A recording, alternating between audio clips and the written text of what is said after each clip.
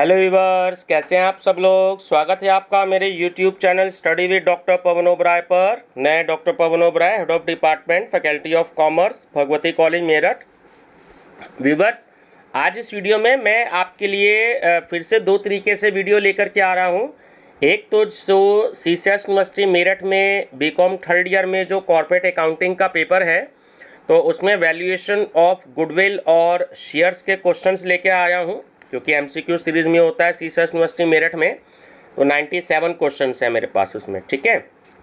और दूसरा, जो लोग पीजीटी, टीजीटी और बीएड एंट्रेंस की प्रिपरेशन कर रहे हैं, तो उसके लिए भी ये है वीडियो। तो आप सभी व्यूवर्स या स्टूडेंट्स हैं, इसकी स्टडी करिएगा। तो मैं 3-4 दिन से ऐसे क्वेश्चंस दे रहा हूँ जो आपके टीजीटी, पीजीटी और बीएड एंट्रेंस से रिलेटेड भी होंगे, और आपका पर्टिकुलर जो बीकॉम थर्ड ईयर के हिसाब से हैं, तो उससे भी आपके लिए क्वेश्चंस आप पे कवर करते हैं, ठीक है। क्योंकि स्टूडेंट्स जो हैं बहुत ज़्यादा परेशान रहते हैं कि टीजीटी, पीजीटी के लिए कोई बुक नहीं मिल रही है, हमें इकट्ठा मैटर चाहिए।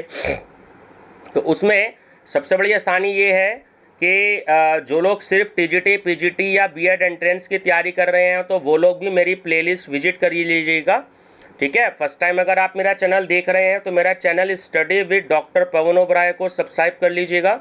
बेल आइकन प्रेस करके आप मेरी प्लेलिस्ट जरूर विजिट करिएगा। बहुत सारे क्वेश्चंस आपको मिलेंगे, लगभग जो है 64,000 क्वेश्चंस जो हैं वो हो चुके हैं मेरी प्लेलिस्ट में।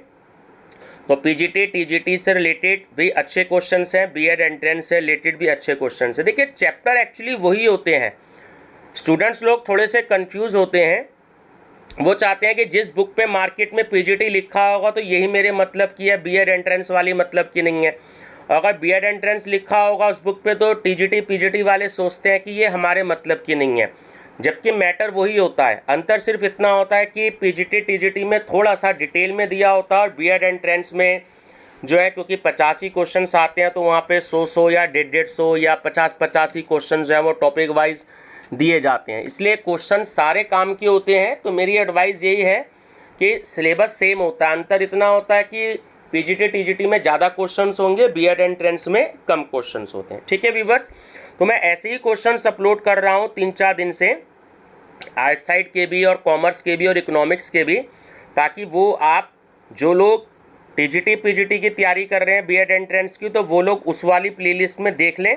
और जो खाली बीकॉम की तैयारी कर रहे हैं थर्ड ईयर की, ठीक है, उनका जो पेपर होना है, तो वो लोग इसकी अपना तैयारी कर लें। तो जैसे चाहें वैसे कर लीजिएगा, ठीक है व्यूवर्स। चलिए डिस्कस करते हैं। ख्याति मूल्यांकन की सर्वश्रेष्ठ वैज्ञानिक पद्धति है, तो वो होती है वार्षिक पद्धति। ख्याति है तो वो एक अमूर्त संपत्ति होती है, ठीक है, इंटेंजिबल एसेट्स आप जानते ही हैं। ख्याति मानी जाती है, तो देखिए, उत्पाद की गुणवत्ता का मूल्य भी, ग्राहकों को आकर्षित करने की क्षमता का मूल्य भी, और व्यवसाय की प्रतिष्ठा का मूल्य भी। तो तीनों ऑप्शन बिल्कुल करेक्ट है। ख्याति की आर्थिक अवधारणा के अनुसार लाभ, तो ऑप्शन भी सही है। संपत्तियों के सामूहिक योगदान पर निर्भर करते हैं। ख्याति की वैधानिक अवधारणा है, तो ए और बी दोनों ऑप्शन ठीक है कि ग्राहक ख्याति है और ख्याति का निर्धारण करना। तो ऑप्शन डी करेक्ट है, ए और बी दोनों। बाह्य दायित्व 5,000 रुपये से बढ़ गया, तो शुद्ध संपत्तियों पर प्रभाव होगा, तो 5,000 रुपये से कमी होगी शुद्ध संपत्तियों में। अब आपको अंश पूंजी अगर 2 लाख रुपए दी गई है, संचय 50,000 रुपये, लाभ हानि खाता 20,000 रुपये, प्लांट और मशीनरी 20,000 रुपये, ख्याति 12,000 रुपये, प्लांट और मशीनरी का मूल्य 18,000 रुपये और ख्याति का मूल्यांकन 15,000 रुपये पर किया गया, तो शुद्ध संपत्तियां कितनी होंगी? तो वो होंगी आपकी 2,71,000 रुपये, ठीक। अधिलाभ है, तो अधिलाभ का जो आपका फार्मूला है, अर्जित लाभ माइनस सामान्य लाभ, ठीक है। विनियोजित पूंजी की गणना में निम्नलिखित में से किसे नहीं जोड़ा जाता? प्रारंभिक व्यय, जो प्रीलिमिनरी एक्सपेंसेस होते हैं, ठीक है, जब कोई बिजनेस फर्स्ट टाइम इस्टेब्लिश किया जाता है, ठीक है, इस्टेब्लिश किया जाता है स्टार्टिंग में बिजनेस, तो जो फर्स्ट टाइम एक्सपेंसेस होते हैं तो प्रीमिलरी एक्सपेंसेस होते हैं। निम्नलिखित में से कौन सी विधि ख्याति के मूल्यांकन से संबंध नहीं रखती है? तो वो है अर्जन क्षमता विधि। 10% प्रतिवर्ष ब्याज की दर से 5 वर्षों के 1 रुपये की वार्षिक वृत्ति का वर्तमान मूल्य 3.78 है और अधिलाभ 19,600 है। तो ख्याति की राशि बताइए। तो वो होगी 74,088 रुपये। कुल विनियोजित पूंजी 6 लाख रुपये, उचित सामान्य प्रतिफल 10%, वर्ष का लाभ 80,000 रुपये है। तो पूंजीकरण विधि का प्रयोग करके फर्म की ख्याति का मूल्य क्या होगा? 2 लाख रुपये। एम लिमिटेड के गत 4 वर्षों के लाभ क्रमशः निम्नलिखित हैं। देखिए 30,000, 40,000, 50,000 और 60,000 रुपये। जो एवरेज इन्वेस्टेड कैपिटल है आपकी या एवरेज एम्प्लॉयड कैपिटल है वो है 3,80,000 रुपये और आय की सामान्य दर 10% प्रति वर्ष है। तो पूंजीकरण विधि द्वारा ख्याति की राशि कितनी होगी? तो वो होगी 70,000 रुपये। अशोक एंड आलोक लिमिटेड का पिछले 4 साल का लाभ 12,000, 18,000, 20,000 और 10,000 रुपये था। पिछले 4 वर्षों के औसत लाभ के आधार पर 3 वर्ष के क्रय पर ख्याति का मूल्य होगा। ठीक है, चारों को ऐड कर दीजिए। मैं सारे न्यूमेरिकल नहीं बता सकता क्योंकि वीडियो बहुत ज़्यादा लंबी हो जाएगी। 12,000 और 18,000, 30,000, 30,000 और 30,000 दोनों का टोटल हो गया 60,000। ठीक है, 4 वर्षों के दिए, 4 से डिवाइड कर लीजिएगा, 15,000 आ गए और 3 वर्ष के आधार पर पूछ रहा है, 3 से मल्टीप्लाई कर दीजिए, 45,000 आपका आंसर हो गया। एक फर्म से 5 लाख रुपए का लाभ देने की अपेक्षा है और सामान्य अपेक्षा 16% है। यदि फर्म की शुद्ध संपत्तियों का मूल्य 21 लाख रुपए है तो पूंजीकरण पद्धति से आकलन करने पर उसकी ख्याति का मूल्य क्या होगा? तो वो होगा 10,25,000 रुपये। वर्ष 2019 में चोरी के कारण 2,000 रुपये की हानि हुई। औसत लाभों पर प्रभाव होगा। तो वो होगा कि अगर हानि हुई है तो वर्ष 2019 के लाभ 2,000 रुपये से बढ़ जाएंगे। ठीक है, अधिलाभ 24,000, सामान्य लाभ 15,000। विनियोजित पूंजी ये देखिए जीरो मिसिंग है, एक्चुअली PDF फाइल बनाते समय वो रह गई है, तो वो 5 लाख रुपये है। ठीक है, तो वास्तविक औसत लाभ होंगे तो वो होंगे 39,000 रुपये के। ठीक है, ख्याति का निर्धारण एवं अस्तित्व महत्वपूर्ण है, ना कि परिभाषा। ये धारणा है तो ये लेखांकन की है। गत 4 वर्षों के लाभ 65,000, 70,000, 75,000 एवं 80,000 रुपये हैं। विनियोजित औसत पूंजी 6 लाख रुपये है। प्रत्याशित प्रत्याय दर 11% है। तो 4 वर्ष के लिए वार्षिक का मूल्य 2.82012। अधिलाभ के आधार पर वार्षिक पद्धति द्वारा अधिलाभ का मूल्य ज्ञात कीजिए। तो वो होगा 18,331 रुपये। कुत्ते के स्वभाव वाली ख्याति होती है तो वो कम मूल्यवान वाली होती है। ठीक है ना, ध्यान रखेंगे। ख्याति का लेखांकन व्यवहार है तो वो है पूंजीगत लाभों से अपलेखन। अब देखिए दिया गया है आपको चालू संपत्ति 50,000, स्थायी संपत्ति 1,40,000, प्रारंभिक व्यय 10,000, आयकर दायित्व 10,000 और लेनदार 15,000 रुपये हैं। तो विनियोजित पूंजी बताइए। विनियोजित पूंजी आपकी होगी 1,65,000 रुपये। ठीक, व्यापार के क्रय पर ख्याति है तो वो है क्रय प्रतिफल का शुद्ध संपत्तियों पर आधिक्य। निम्न सूचना से पूंजीकरण विधि द्वारा ख्याति का मूल्य होगा। तो वो होगा, देखिए आपको दे रखी है कि वास्तविक शुद्ध लाभ है 80,000, सामान्य प्रत्याय दर है 10%, फर्म की कुल संपत्तियां हैं 12 लाख रुपए और देयताएं हैं 6 लाख रुपए। तो आंसर होगा आपका 2 लाख रुपए। ए लिमिटेड की औसत विनियोजित पूंजी 6 लाख रुपए है। इस कंपनी के गत 3 वर्षों के लाभ क्रमशः 70,000 रुपये, 90,000 रुपये और 92,000 रुपये हैं। तो 5% प्रति वर्ष से 4 वर्ष के लिए ये आपको वैल्यू दी है ना, 0.282012 का वर्तमान मूल्य 1 रुपया है। सामान्य आय की दर 12% प्रति वर्ष है, तो वार्षिक विधि से ख्याति की राशि होगी। जब आप इसको सॉल्व करेंगे तो आंसर आएगा 42,552। वास्तविक लाभार्जन दर का सूत्र है, तो वो है आपका सूत्र ऑप्शन नंबर डी की अर्जित लाभ डिवाइडेड बाय विनियोजित पूंजी, है ना, विनियोजित मूल्य मल्टीप्लाई बाय 100। एक कंपनी ने 2016, 17, 18 और 19 में 80,000 रुपये, 1,00,000 रुपये, 1,20,000 रुपये और 1,60,000 रुपये का लाभ अर्जित किया। कंपनी की विनियोजित पूंजी 5 लाख रुपये है। विनियोग पर आय की उचित दर 15% वार्षिक है। पिछले 4 वर्षों के औसत अधिलाभ के 3 वर्षों के क्रय मूल्य के आधार पर कंपनी की ख्याति का मूल्य होगा, तो वो होगा आपका 1,20,000 रुपये।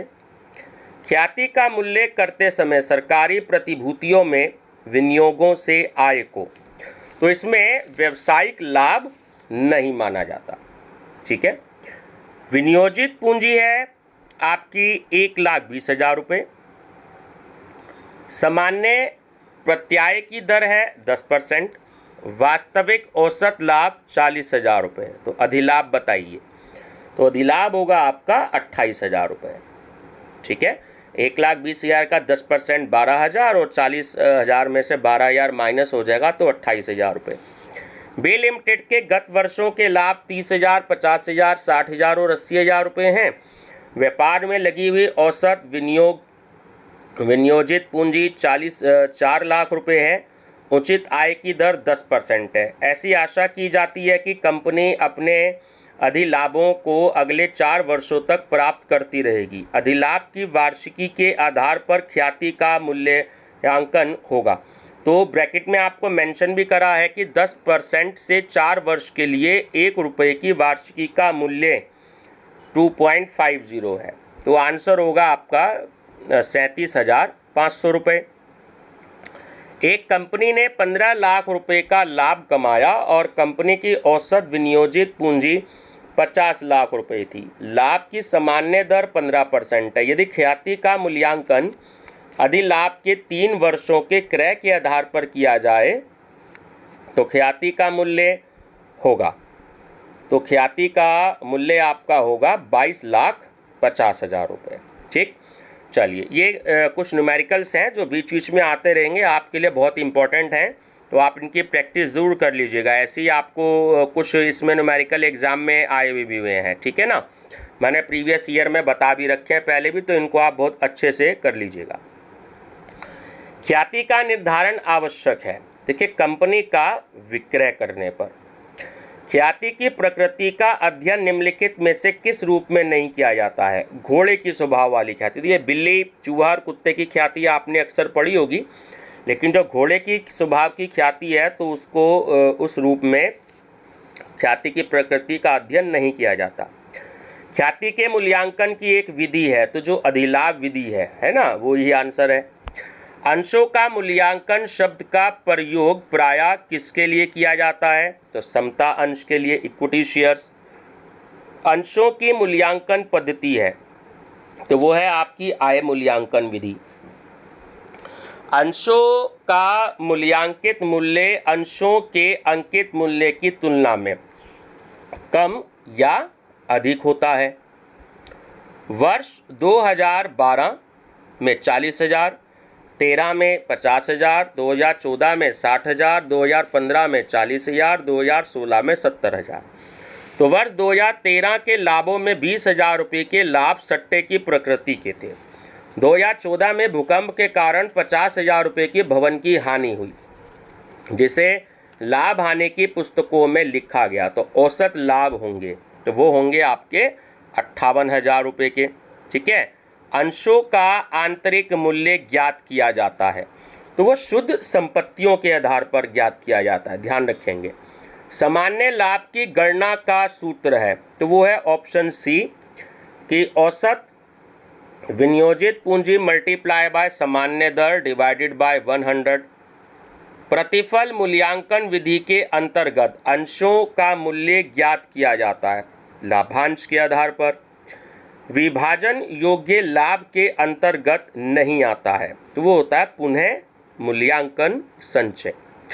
विनियोजित पूंजी ज्ञात करते समय चिट्ठे में प्रकट ऋण पत्रों को हमेशा घटाना चाहिए। ठीक है, चलिए दिया गया है इसमें, देखिए प्रॉफिट आपको 3 लाख रुपए दे रहा है ना। इक्विटी कैपिटल आपको दे रहा है 10 रुपये वाले 50,000 शेयर्स, और पर शेयर आपकी इनकम दे रहा है या प्रॉफिट दे रहा है आपका 3 रुपये। तो प्रति अंश मूल्य कितना होगा, तो वो होगा 20 रुपये।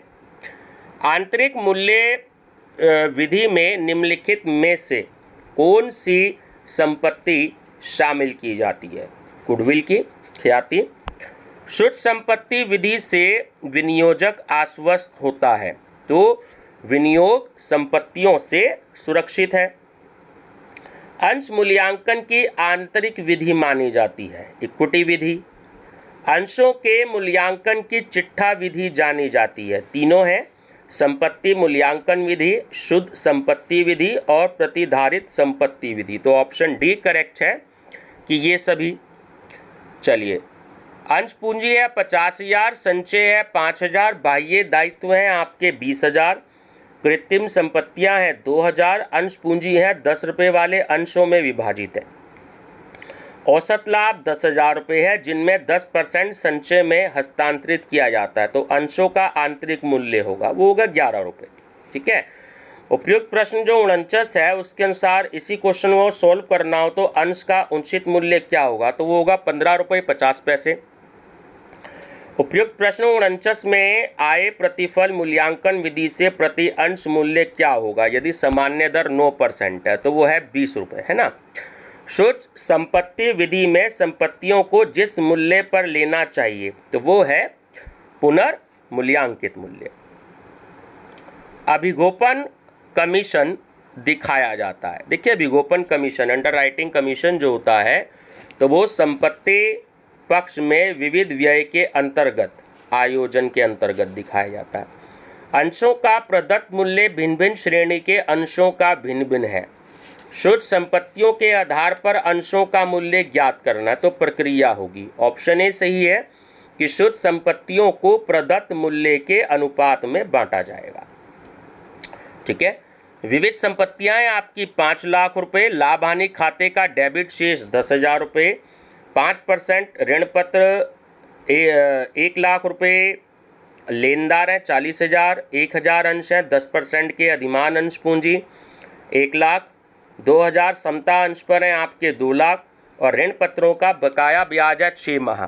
यदि समता और अधिमान अंश दोनों को समान अधिकार प्राप्त हो तो प्रति अंश मूल्य क्या होगा, तो वो होगा 119 रुपये। ठीक है, 17 पैसे। ठीक, लाभांश एवं अधिकार सहित मूल्य 300 हो तथा पुराने प्रत्येक 3 अंशों के बदले 2 अंश कंपनी प्रस्तावित करती हो तो अधिकार का मूल्य क्या होगा। यदि निर्गमन मूल्य 260 हो एवं कंपनी ने लाभांश 20 रुपये प्रति अंश घोषित किया हो तो वो होगा 8 रुपये। यदि अधिमान अंशों का कोई पूर्वाधिकार नहीं हो तो अंशों का मूल्य निर्धारण करने हेतु कौन सा कथन सत्य है? तीनों ही सत्य हैं कि अधिमान अंशों का कोई पृथक महत्व नहीं होता, दोनों प्रकार के अंशों का औसत आधार पर मूल्य ज्ञात किया जाएगा और शुद्ध संपत्ति में से अधिमान अंश पूंजी को घटाया नहीं जाएगा। तो ऑप्शन डी करेक्ट है, उपयुक्त सभी।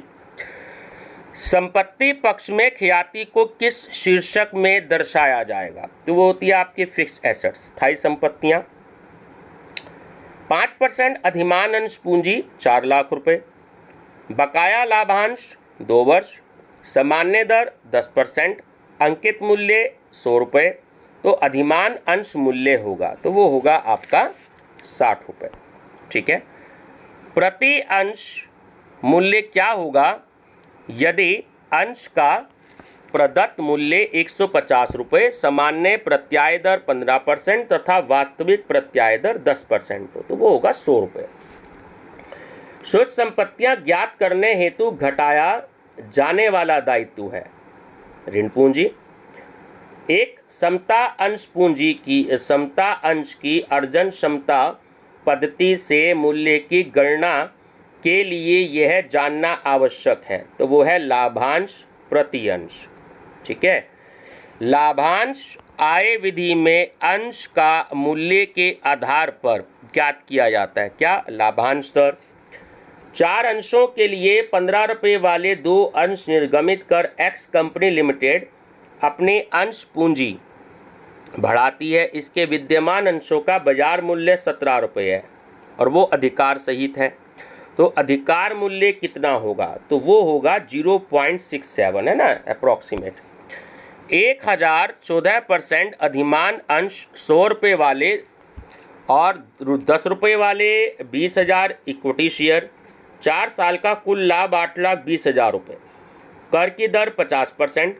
सामान्य संचय में अंतरण लाभ का 20%। सामान्य दर है 20%। तो समता अंश का मूल्य निकालिए, तो वो है 17 रुपये। एक्स लिमिटेड की पूंजी 8 लाख रुपये है। अपने लाभ का 50% लाभांश बांटती है। वार्षिक लाभ 2 लाख रुपये है। सामान्य आय की दर 10% प्रति वर्ष है। कंपनी का प्रत्येक अंश 100 रुपये का है। तो अंशों का मूल्य निकालिए, तो वो होगा 125 रुपये।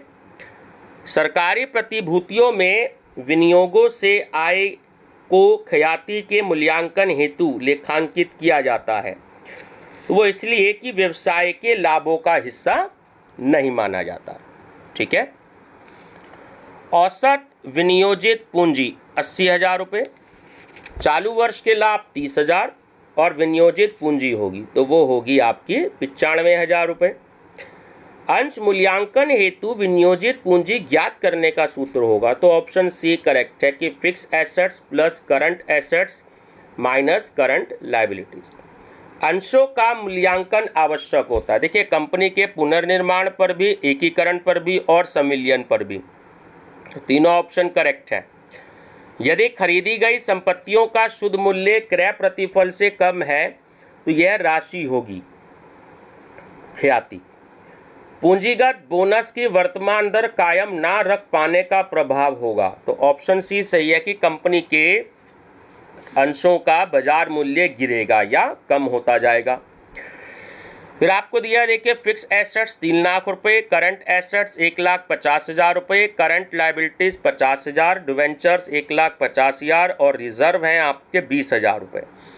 तो नेट एसेट्स आपकी कितनी होगी? तो वो होगी 2,50,000 रुपये। ठीक है, आप इसे सॉल्व कर लीजिएगा।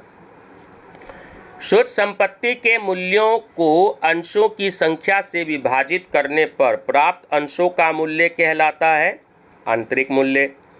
अभिगोपन कमीशन देय होता है, तो देखिए अंशों के निर्गमन मूल्य पर होता है। ठीक है, चलिए, एक कंपनी अपने विद्यमान अंशधारियों को 4 अंश के बदले 1 अंश के अनुपात में 100 रुपये प्रति वाले नए अंश 20% की दर से अधिमूल्य पर जारी करती है ना।